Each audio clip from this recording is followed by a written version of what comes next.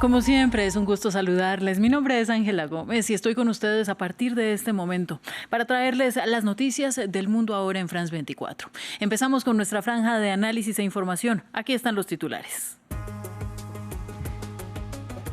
Solo Ucrania puede decidir sobre su territorio. Así lo sentenció el presidente de Francia, Emmanuel Macron, en rueda de prensa con Volodymyr Zelensky, quien a su vez recordó que su prioridad es mantener la soberanía y las garantías de seguridad en una eventual negociación. Las elecciones de Honduras están por definirse. Nasri Asfura, del Partido Nacional Conservador, exalcalde de Tegucigalpa y apoyado por Donald Trump, lidera con 40%. Pero le sigue muy de cerca Salvador Nasralla con 39,78% de los votos. El candidato que gane por mayoría simple gobernará el país entre 2026 y 2030. Y el Papa León XIV recorre el Líbano. Tras un encuentro con la comunidad católica, sostiene reuniones interreligiosas y se espera que su mensaje final del día esté centrado en el llamado respeto a los migrantes. Además, en economía hablaremos de Brasil porque el presidente brasileño presentó la reforma tributaria que entrará en vigor en 2026, en pleno año electoral. Lula da Silva la presentó como la iniciativa que pretende enfrentar la injusticia tributaria, entre lo que aporta la clase trabajadora frente a las grandes fortunas. Los números y los cambios en la ley los vamos a revisar en minutos junto a Juan Pablo Lucumí. Pero también tendremos nuestra revista de prensa y allí hablaremos de los detalles de la llamada entre Nicolás Maduro y Donald Trump con nuestro compañero Patricio Peralta. Vamos a revisar las condiciones del líder venezolano y por qué no prosperó un tal acuerdo. Comenzamos.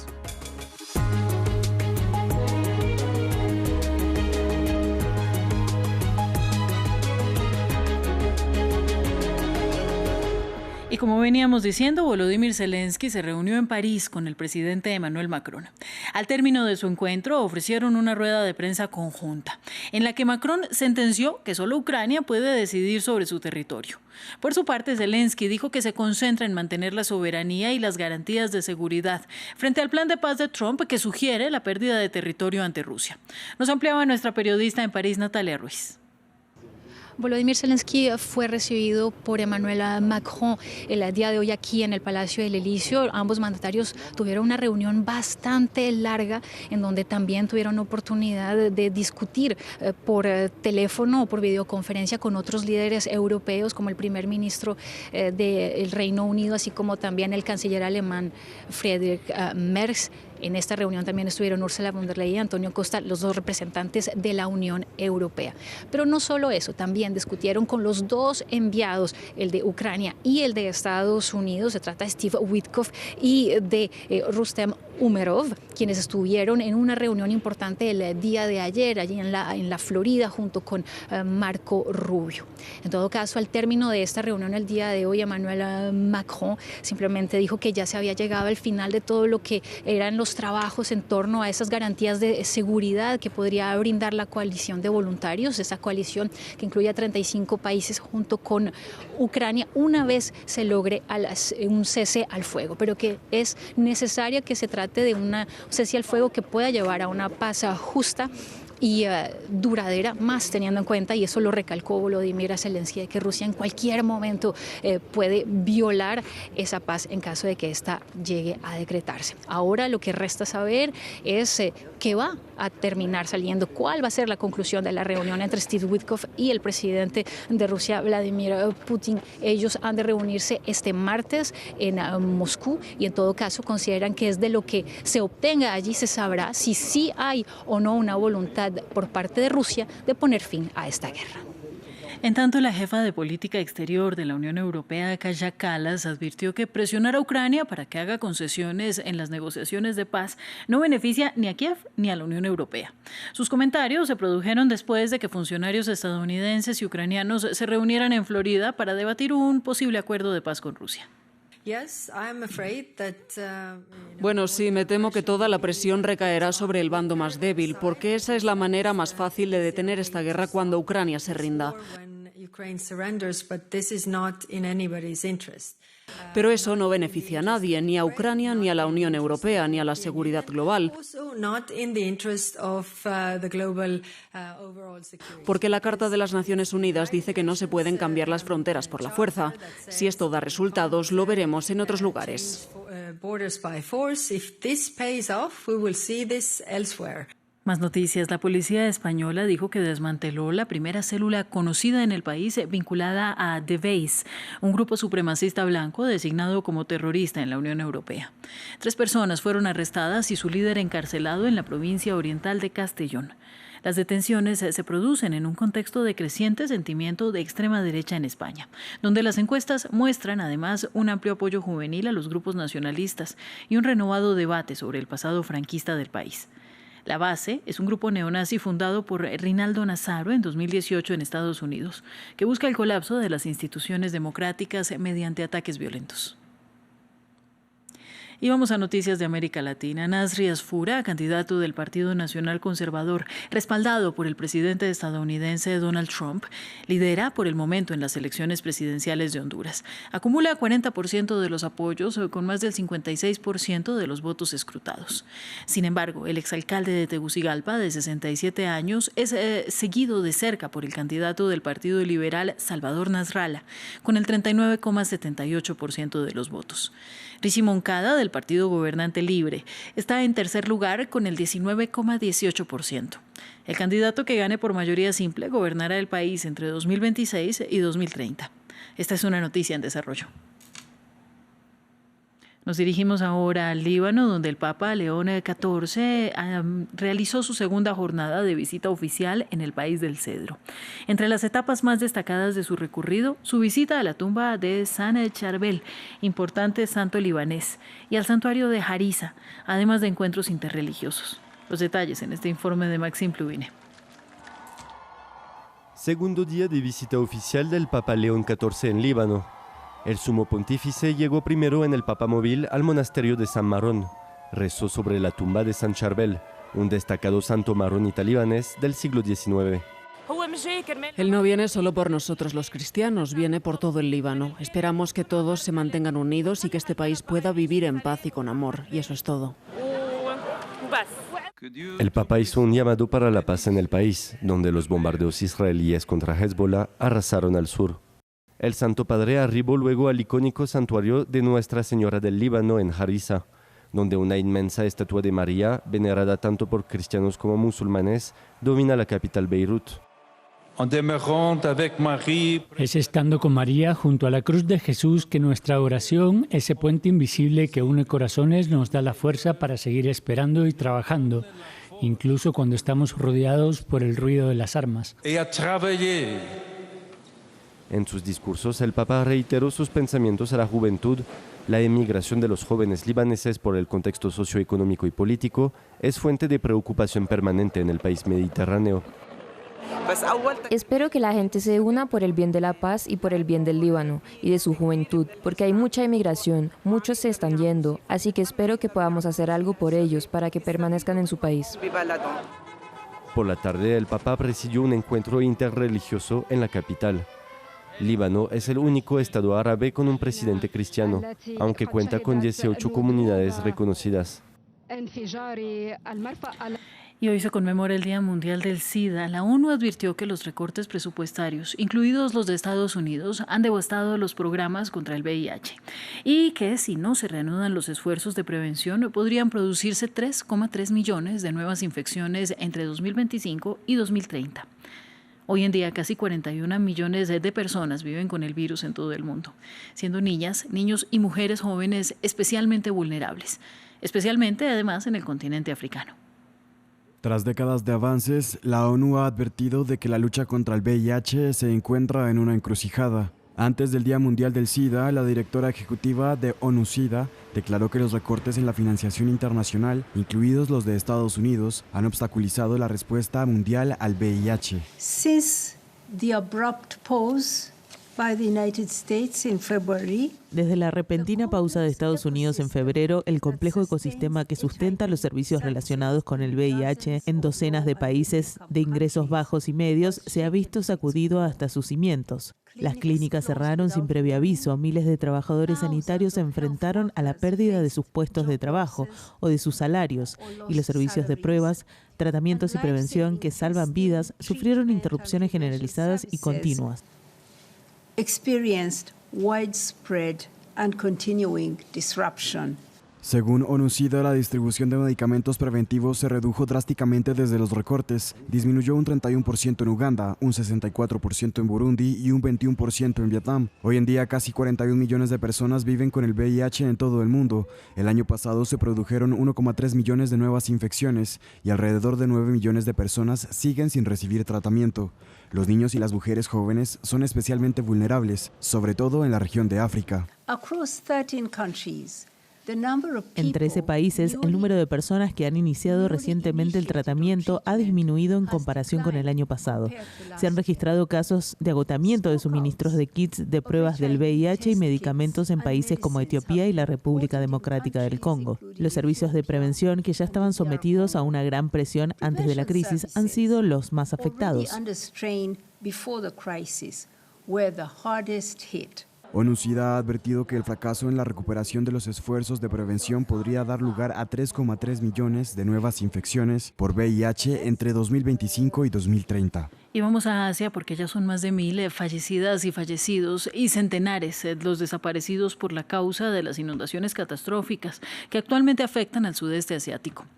En Indonesia, la Agencia de Gestión del Desastre actualizó un balance de al menos 604 muertos y 464 personas desaparecidas.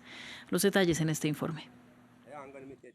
Poco a poco, el agua se retira de esta aldea indonesia en la isla de Sumatra, dejando atrás un paisaje devastado. Un espeso lodo cubre todo, haciendo la tarea de recuperar cualquier cosa aún más difícil.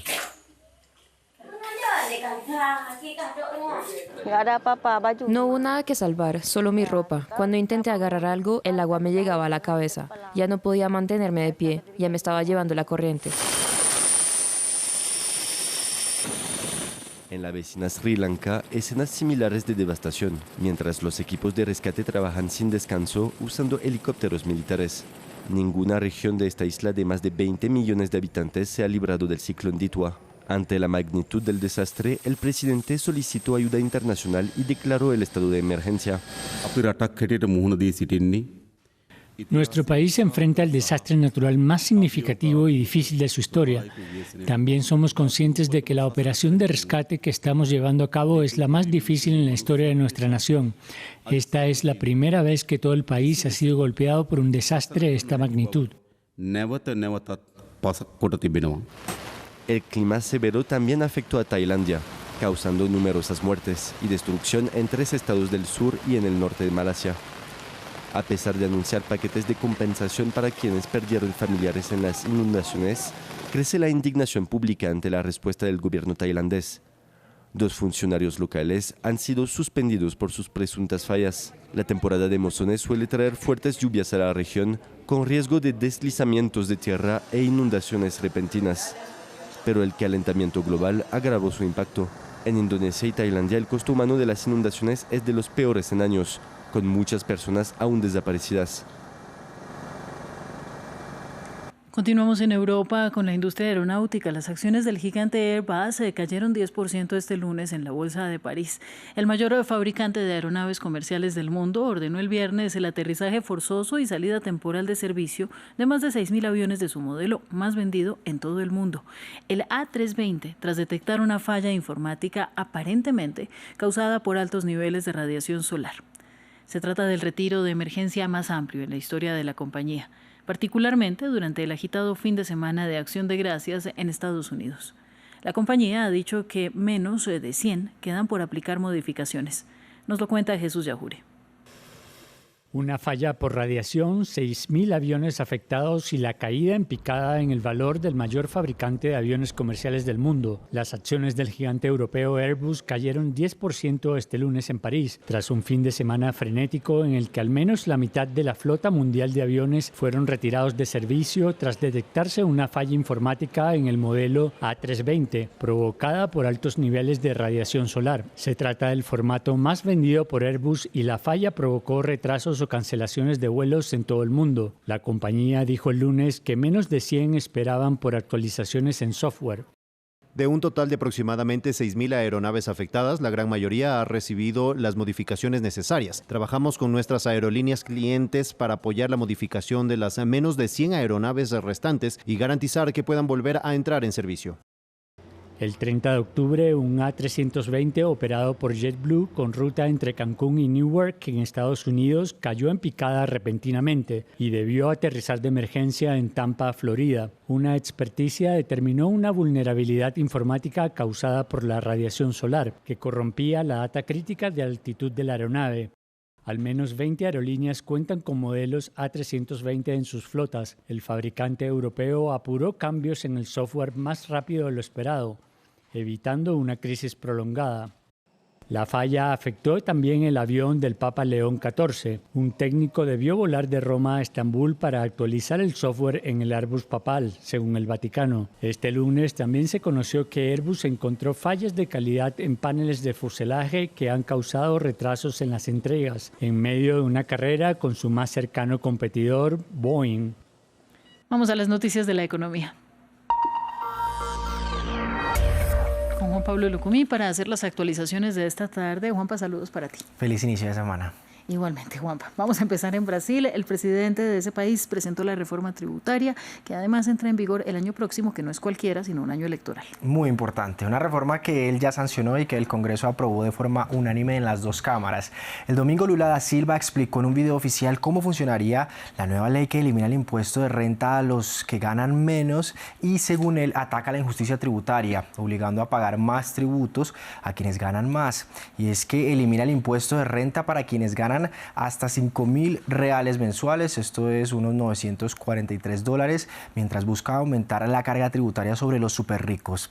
También pretende aplicar una reducción proporcional para quienes tienen salarios de hasta $1.390, con lo cual, según el gobierno, la cantidad de personas beneficiadas serían unas 25 millones. Según cálculos también del gobierno brasileño, una persona que gana $905 dejará de pagar cerca de un 95% menos impuestos al año, lo que equivale prácticamente a un salario. Esta reducción de recolecta tributaria para el gobierno se espera que sea compensada con un impuesto del 10% sobre la renta de quienes ganan más de $1 millón al año, es decir, unos $188.600. Un grupo que también, hay que decirlo, representa apenas el 0,1% de toda la población brasileña.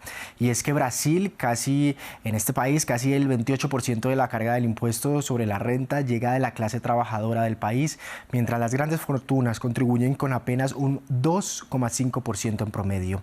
Esta comparación se refiere solo al impuesto a la renta, mientras que el grupo, hay que decirlo, del sistema se sustenta en impuestos indirectos y otras contribuciones empresariales. Lula la presentó destacando este mensaje. Más que una corrección de la tabla del impuesto sobre la renta, la nueva ley ataca la principal causa de la desigualdad en Brasil, la llamada injusticia tributaria. Quien vive en una mansión tiene dinero en el exterior, colecciona autos importados, aviones privados y motos acuáticas, paga 10 veces menos que un profesor, un policía o una enfermera. Bien, esta reforma también se trata de una propuesta que Lula presentó como candidato en 2022 y que será una pieza clave en las elecciones del próximo año, a las que el líder izquierdista ya dijo que aspirará. El presidente destacó que el nuevo modelo tributario le inyectará unos $5.283 millones a la economía del país en 2026, estimulando así el consumo, el comercio y la generación de empleo en términos muy completos. Hay que decir que con este anuncio en el premercado tuvo un alza, pero luego la bolsa del Ibovespa retrocedió. Bueno, Juanpa, estábamos hablando entonces de impuestos a los ricos, básicamente. Así es. Pero por otro lado, en Suiza, los ciudadanos rechazaron la creación de un impuesto a las grandes fortunas. Así es, un escenario completamente distinto, pero el mismo tema. Un 78,2% de los votantes suizos rechazó también el domingo un referendo pues en crear un impuesto del 50% para todas las herencias y donaciones superiores a los 50 millones de francos. Esos son unos 53 millones de euros pensados para gravar a las grandes fortunas con el fin de recaudar más fondos para la lucha contra el cambio climático. La iniciativa, impulsada por el ala juvenil del Partido Socialista Suizo, no logró el apoyo en ninguno de los cantones del país, según el escrutinio final.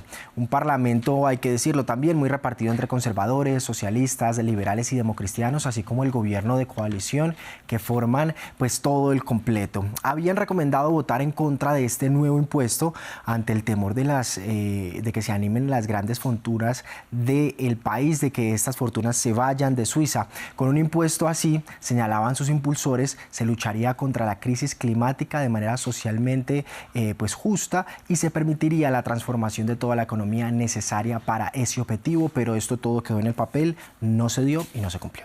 Bueno, Suiza seguirá siendo un paraíso para los ricos y las ricas, entonces. Así es. Hablemos ahora de la transición energética. Propone esto, que tengamos un futuro más limpio, pero el costo se paga lejos de focos y en países como Guinea. Así es, vamos a África. Hablamos del que es el primer productor mundial de bauxita, el mineral clave para fabricar aluminio y sostener tecnologías verdes como los coches eléctricos o las turbinas eólicas. Aunque Guinea-Conakry, gobernada por un régimen militar desde 2021, concentra un tercio de las reservas globales y atrae a empresas mineras de China, Rusia, India o Estados Unidos, las comunidades que viven junto a las minas apenas reciben beneficios y cargan con la contaminación, los desplazamientos y la falta de oportunidades.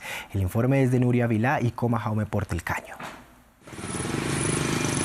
Guinea-Conakry es una mina a cielo abierto. Los camiones no dan abasto para extraer la enorme cantidad de bauxita que albergan pueblos como Bembusilati, en la región de Kindia, al noroeste del país. Mamadou Aliou, de 41 años, vive la contradicción de defender los derechos de su comunidad mientras trabaja para un consorcio minero con capital de China, Singapur y Guinea. Si nos comparamos la explotación, la bauxite, la valor de la bauxite. Si comparamos la explotación de bauxita, su valor, el material que se extrae y se exporta y lo que recibimos a cambio, la diferencia es enorme. Es decir, no ganamos casi nada con ello. El acceso al agua potable en el pueblo, donde hace apenas 5 años se descubrieron las reservas de bauxita, es uno de los principales desafíos. Además de no beneficiarse de la explotación, la familia Ba padece la contaminación del agua que causa la minería.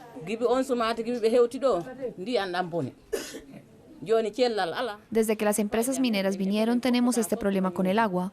Los niños se enferman y los padres también. Los médicos dicen que no bebamos agua de la lluvia ni del río. No hay caminos, ni escuela, ni cobertura. ¿Qué debemos hacer? Pedimos ayuda para tener una vida digna.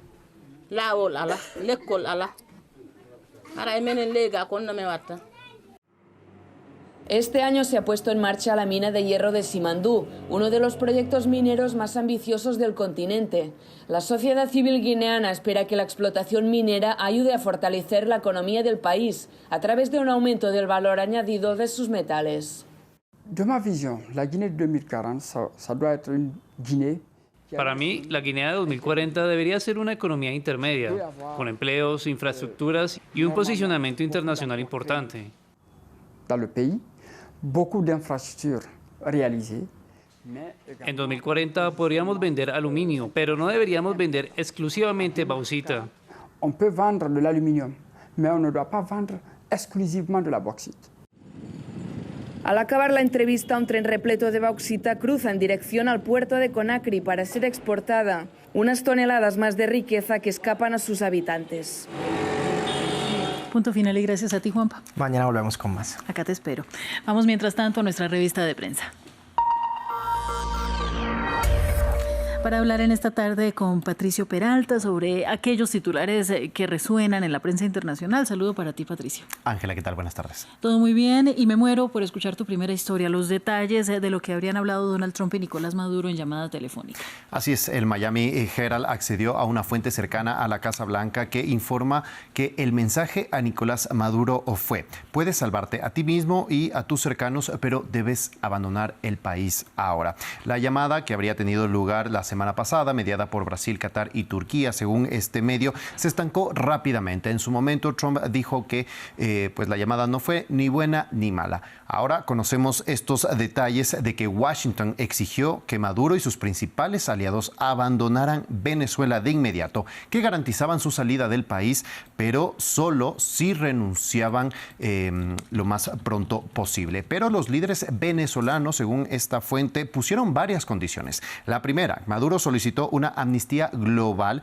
por cualquier delito que él y sus cercanos pues hubieran cometido. Y el segundo es que ellos cederían el control político, pero pidieron mantener el control de las Fuerzas Armadas. Sin embargo, la fuente mencionó que ninguna fue aprobada, que Estados Unidos pues rechazó estas condiciones. Y el tercer punto de fricción era el tiempo. Washington pedía que la renuncia sea de inmediato y Nicolás Maduro se negó. El medio menciona que pues Caracas intentó contactar nuevamente a la Casa Blanca posterior a esta llamada, pero hasta el momento no hay, Ángela, ninguna conexión sobre este tema.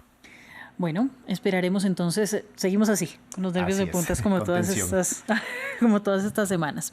Vamos a continuar entonces ahora con tu siguiente tema de revista de prensa, Patricio, y vamos hasta Georgia, donde hay evidencia del uso de un tóxico de la Primera Guerra Mundial para reprimir las protestas. Esto lo han denunciado hasta periodistas. Así es, esa es la conclusión a la que llega justamente una investigación del medio británico BBC, que señala que las autoridades georgianas utilizaron un arma química de esa guerra para reprimir las protestas antigubernamentales del año pasado. Testigos mencionan que al recibir el impacto de los cañones de agua sintieron el líquido pues ardiendo en su cuerpo, también tuvieron dificultad para respirar, tos y vómito, que duraron varias semanas, que incluso cuando intentaron quitarse era imposible y que era peor cuando se restregaban, por ejemplo. Desde el gobierno de Georgia dijeron que pues, los resultados y las conclusiones a las que accedió este medio eran absurdas. Sin embargo, la BBC explica que se trata de un agente llamado por Francia como camite, que se empleó contra Alemania en la Primera Guerra Mundial. El medio menciona que existe poca documentación sobre su uso posterior, que llegó hasta cerca de 1930 y que fue reemplazado por el gas lacrimógeno por ser justamente no tan nocivo. El ex jefe de la policía antidisturbios, que logra contactarse con la BBC, cree que es el mismo compuesto que le pidieron a él probar para su uso en cañones de agua en 2009, donde se identificaron justamente estos mismos síntomas que comentaron los testigos el año pasado. La BBC accedió al inventario de pues, la policía antidisturbios a diciembre de 2019 y descubrieron dos sustancias que no tenían ningún registro y estaban con códigos. La primera, la UN-1710, que después de investigar descubrieron que era un disolvente que permite que otras sustancias químicas se disuelvan en el agua, y la segunda sustancia mucho más difícil de identificar era la UN-3439. El medio dice que se trata de cianuro de bromobencilo, conocido como camita, justamente utilizado en la Primera Guerra Mundial. Brutal. Brutal esa denuncia, Patricio. Vamos a pasar ahora a Estados Unidos. La alcaldesa anunció la reconstrucción de la primera casa tras los incendios en Los Ángeles. Así es, anunció la casa, pero no la familia que la va a habitar, porque es de una constructora y no de propiedad de uno de los afectados. El medio político recoge esta historia y sobre todo el mensaje de la alcaldesa de Los Ángeles, Karen Bass, que anunció un hito importante en la recuperación de los incendios forestales. Una casa de 4 habitaciones, publicó la alcaldesa, en Pacific Palisades, la primera en ser reconstruida tras los incendios. Dijo que había esperanza y que pues iban por buen camino. Pero esta parcela, propiedad de una constructora, había solicitado permisos para demoler la casa que existía allá. Ahí, El incendio pues hizo su trabajo, se demolió esa casa y lo que se construyó ni siquiera era una casa habitable, era un modelo de esta constructora para que vean lo que puede hacer esta constructora para los justamente afectados. Esto generó muchas divisiones dentro de Los Ángeles, sobre todo con organizaciones de los propietarios afectados, porque señalaron que pues no, la alcaldesa había pues distorsionado justamente toda la ayuda que necesitaban y por eso la alcaldesa tuvo que borrar esta publicación y pues enfocar su trabajo ahora sí con los afectados principalmente por los incendios y no una constructora. No, pero es que es ridículo. Normal igual, ¿no? Sí, pasa. Vamos a cerrar esta revista con más información sobre el Día Mundial del VIH, un tema que hemos tratado en nuestros informativos de manera transversal en toda nuestra redacción.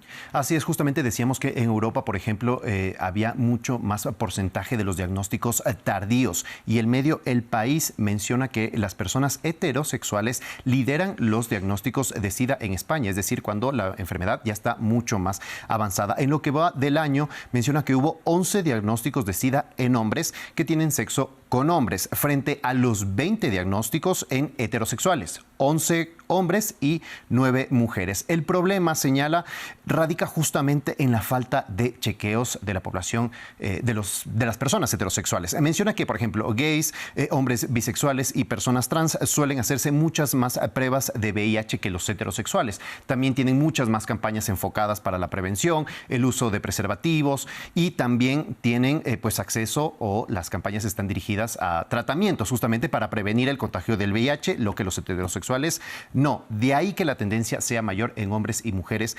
heterosexuales. Una tendencia que también menciona el medio es por el estigma. Muchos hombres señalan que como no son gays o no se drogan, que también es otro contacto por el que se puede hacer a través de las inyecciones, pues no están expuestos al VIH y ahora vemos, y lo que señala el medio es que esta tendencia ha ido creciendo hace 2 años, que personas heterosexuales pues están contrayendo esta enfermedad, el SIDA ya principalmente diagnosticados con esto porque no se hacen este tipo de chequeos. Lo que pasa es que no saben que lo tienen. Exacto, justamente. Y evidentemente se está dando la continuidad al estigma por las personas que, siendo muy juiciosas, van y se realizan sus pruebas y después son castigadas por su orientación sexual o por sus decisiones de vida.